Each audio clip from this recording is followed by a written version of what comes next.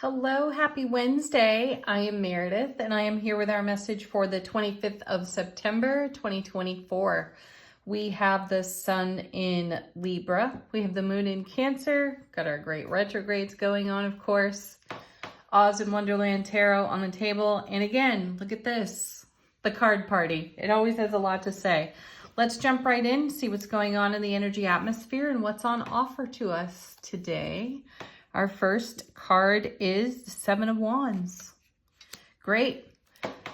Really great, because we were talking yesterday about, oh shoot, I just got a low battery warning. We'll make this quick.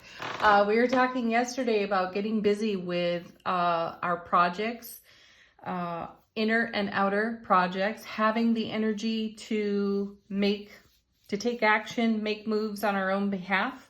And the Seven of Wands is a great card to demonstrate that. You know, it's typically spoken over in terms of defensiveness in tarot, though it is a seven, which is all about bringing heaven to earth. So keep that in mind when you're thinking sevens. And if there's anything defensive here at all, my sense of this card is simply that we've created a new way of being in our trailblazing. So we're more keen to the voice of the ego when we hear it. And when we hear it, we're doing something about it right away. We're taking an action, which is really the core energy behind the Seven of Wands, to take an action.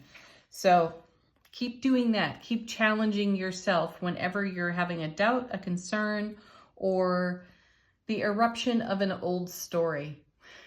Bring it into the new energy that you've cultivated for yourself and transform it. Then we have the Three of Pentacles. Ooh, so these two together, I know they're not the same suit, though 7 and 3 make 10. 10s are about fulfillment.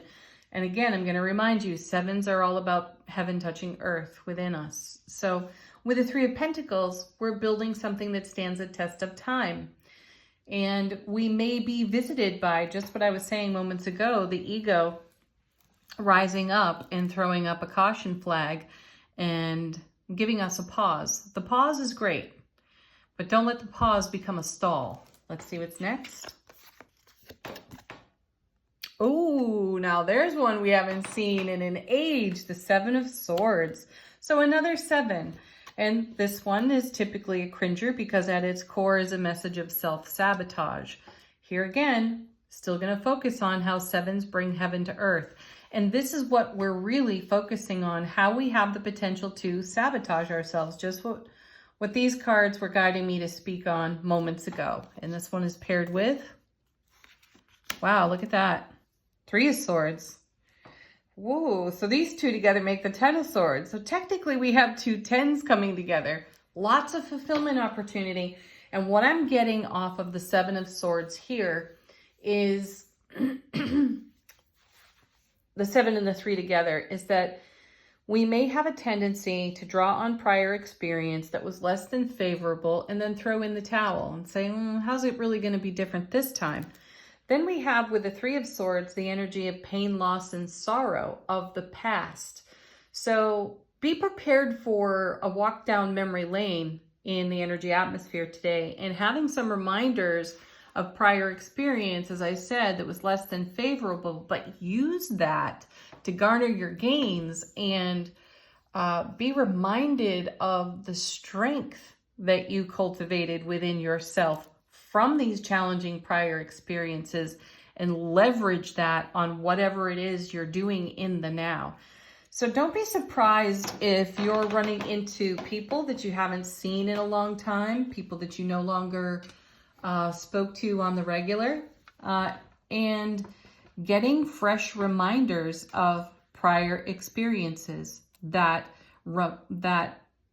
stimulate within you the strength of your soulful presence and character now.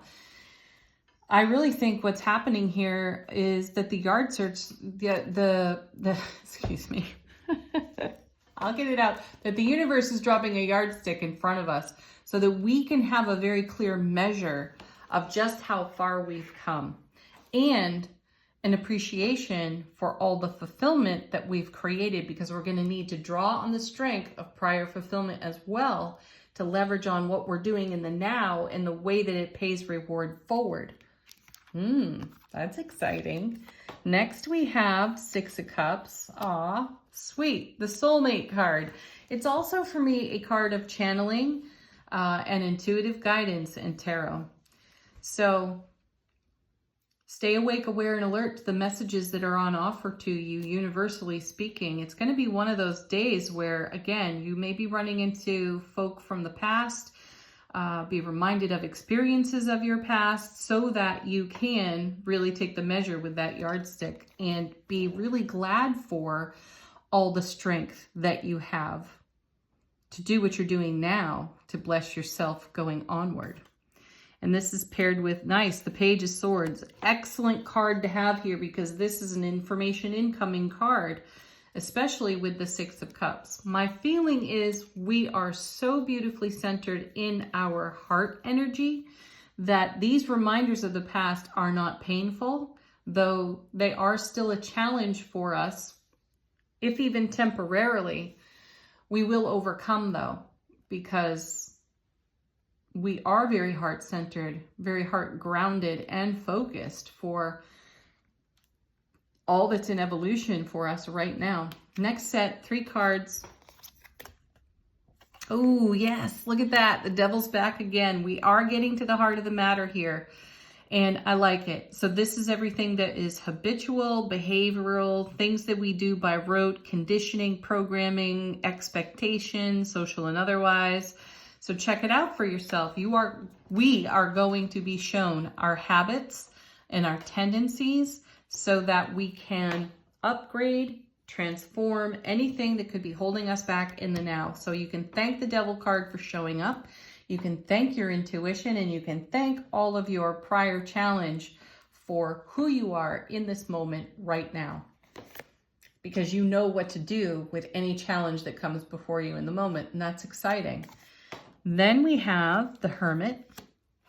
Beautiful. The quest still beckons. The Hermit was with us in yesterday's reading as well.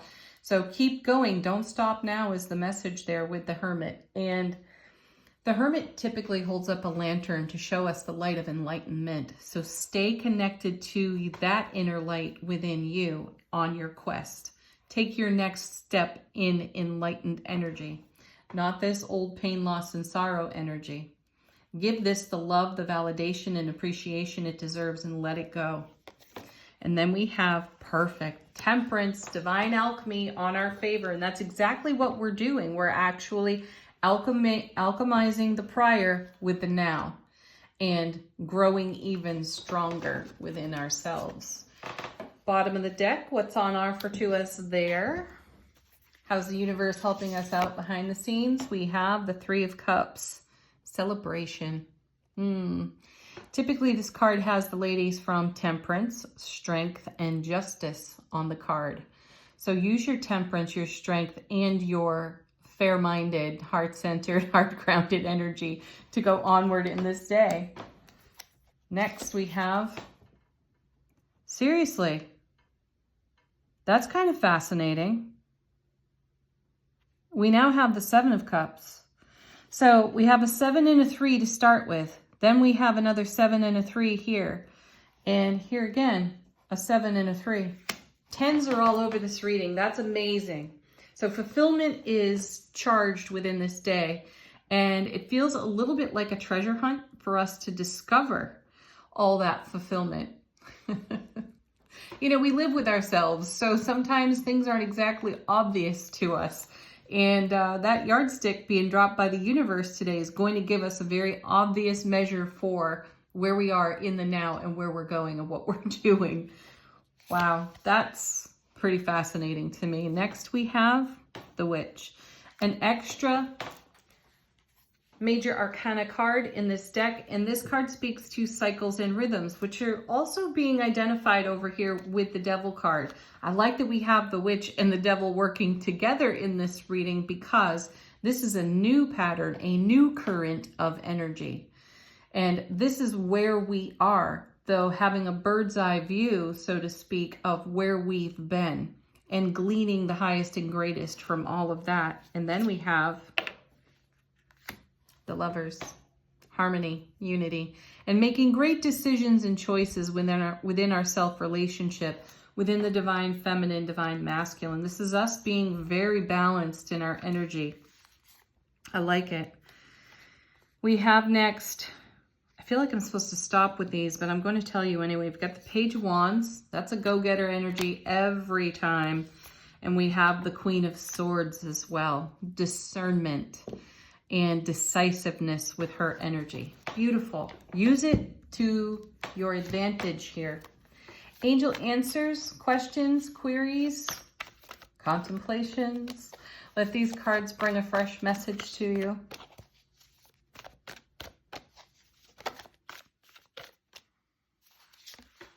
Remain positive. Don't stop.